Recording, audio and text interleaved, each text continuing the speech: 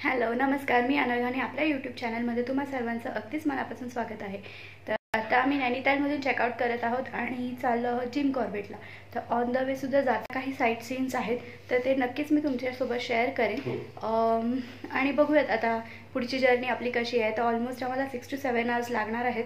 तर आता वाजलेले आहेत 8। मग आता बघूया आपल्याला संध्याकाळी पोहोचायला किती वेळ लागतो। तर चलो without wasting any time, let's go. हॉटेलमधून निघाल्यानंतर साधारणतः 1 तासाच्या अंतरावरती आहे कैचीधाम टेम्पल। तर ह्याच ठिकाणी आम्ही पहिले आलो आणि हे आहे नीम करोली बाबा यांचं कैचीधाम टेम्पल। तर हे उत्तराखंडमध्ये आहे आणि खूप फेमस टेम्पल आहे। इथे नीम करोली बाबा आधी राहायचे। 1973 त्यांनी समाधी घेतली आणि आता या ठिकाणी त्यांचा आश्रम आहे। तर त्यांना इथे भेटायला किंवा त्यांच्या आश्रमला व्हिजिट द्यायला इंडियामध्येच नाही तर इंडियाच्या बाहेरूनसुद्धा लोक येतात। आता ह्यांच्याबद्दल फेमस अशी एक गोष्ट जी सांगायची आहे ती म्हणजे ॲपलचे जे CEO आहेत स्टीव्ह जॉब्स, ते सुद्धा त्यांना इथे भेटायला आले होते आणि त्यावेळेला ते त्यांच्या करिअरमध्ये भरपूर सारा त्यांनी फेल्युअर फेस केला होता। त्यांना काय करावं कळत नव्हतं म्हणून ते बाबांकडे आले होते। स्टीव्ह जॉब्स इथे राहिले, त्यांनी काही दिवस बाबांची सेवा केली आणि आशीर्वाद घेऊन निघाले इथून आणि त्यानंतर त्यांनी ॲपलचं इन्व्हेन्शन केलं आणि पुढे जे झालं ते आपल्या सर्वांनाच माहीत आहे। इनफॅक्ट त्याचं नाव आहे किंवा ॲपलचा जो लोगो आहे हे सुद्धा त्यांनी ह्याच्यासाठी ठेवलं बिकॉज नीम करोली बाबा आहेत ना, त्यांचं जे फेवरेट फ्रूट आहे ना ते ॲपल होतं।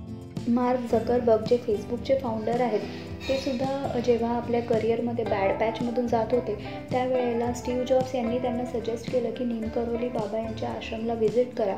आणि जेव्हा ते इंडियामध्ये आले होते तेव्हा त्यांनी या आश्रमला व्हिजिट केलेली, पण त्यावेळेला नीम करोली बाबा नव्हते।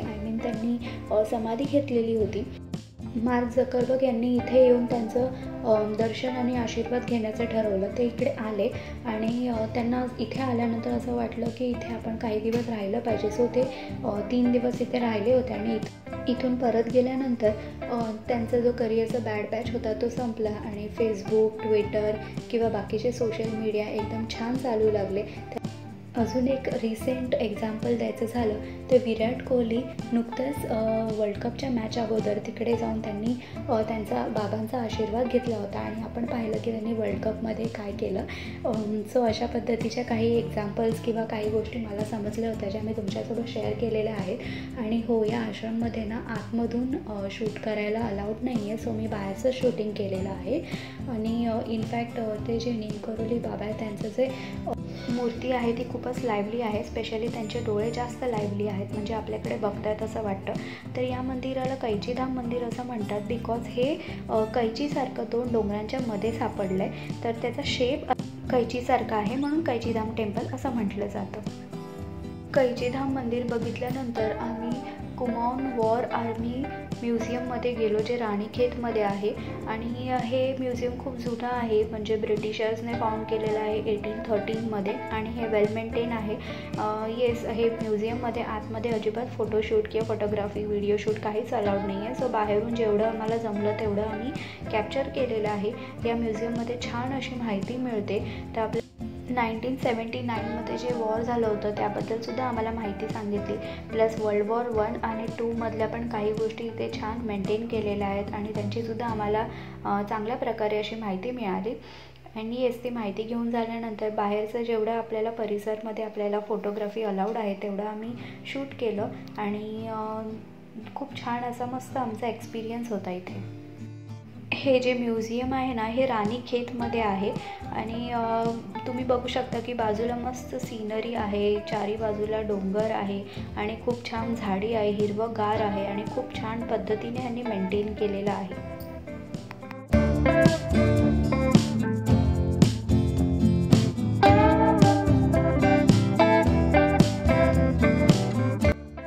म्युझियम पाहिल्यानंतर आम्ही आमच्या पुढच्या प्रवासाला निघालो आणि पुढचा जो आमचा पॉईंट आहे तो सुद्धा खूप छान आणि सुंदर असा आहे आणि ऑन द वे तुम्ही बघू शकता खूप छान छान अशी सीनरी आम्हाला बघायला मिळते।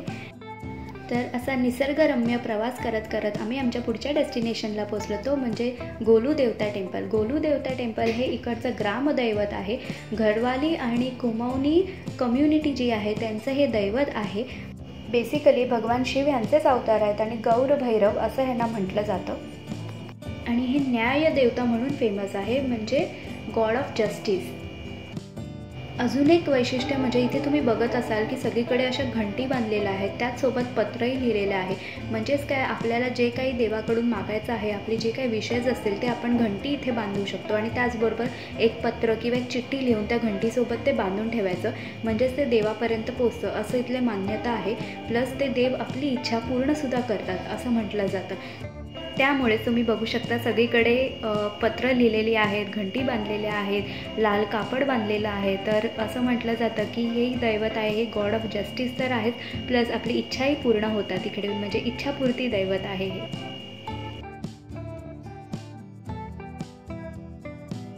आणि छान बाजूला असं मस्त निसर्गरम्य वातावरण आहे, मस्त डोंगर आहे, दरी आहे आणि खूप छान वाटतं इकडे आल्यानंतर, एकदम प्रसन्न असं वाटतं.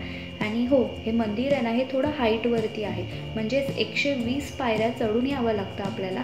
इकडे पायऱ्या काही फार नाही आहेत, म्हणजे अशा मोठ्या नाहीत, व्यवस्थित बांधलेल्या आणि छोट्या आहेत, त्यामुळे काही आपल्याला त्रास होत नाही. तर अशा पद्धतीचं हे गोलू दैवत आहे. आणि इथल्या लोकल गाड्यांवरती किंवा शॉप्सवरती जय गोलू देवता असं लिहिलेलं पाहायला मिळतं.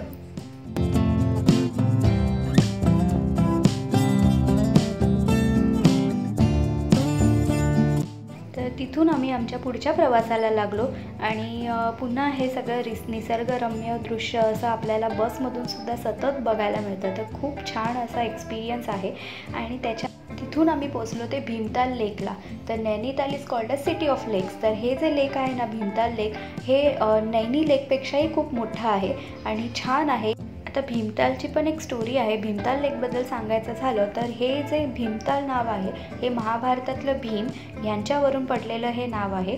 तर असं म्हटलं जातं की द्रौपदीला एकदा खूप तहान लागलेली होती आणि त्यांना आसपास पाणी सापडत नव्हतं. तर खूप शोधूनसुद्धा त्यांना पाणी मिळालं नाही. मग भीमाला खूप राग आला आणि मग भीमाने रागाने त्यांच्या हातातली जी गदा आहे ना ती अशी दूरवर फेकली आणि ती जिथे फेकली ना तिथे हा लेक तयार झाला, तिथून पाणी आलं. म्हणूनच या लेकला भीमताल लेक असं म्हटलं जातं.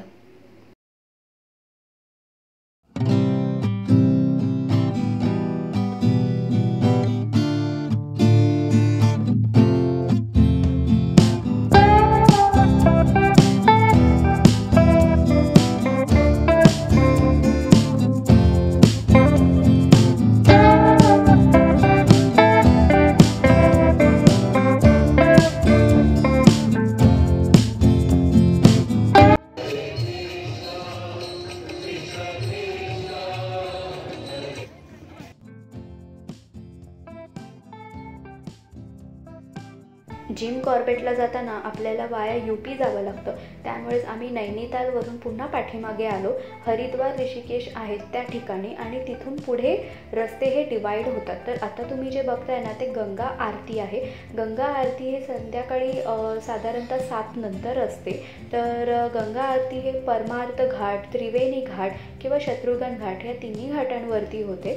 तर तुम्ही बघू शकता मस्त असं छान असं भक्तिमय वातावरण इकडे झालेलं आहे आणि खूप छान वाटतं आहे गंगा आरती बघताना. तर आपल्याला अर्थातच माहिती आहे की भगीरथ राजाने गंगाला पृथ्वीवरती आणलं ते आपल्यासारख्या लोकांचे पाप धुण्यासाठीच. त्यामुळेच या जागेचं खूपच महत्त्व आहे आणि खूप छान आणि भक्तिमय वातावरण असं इथे असतं.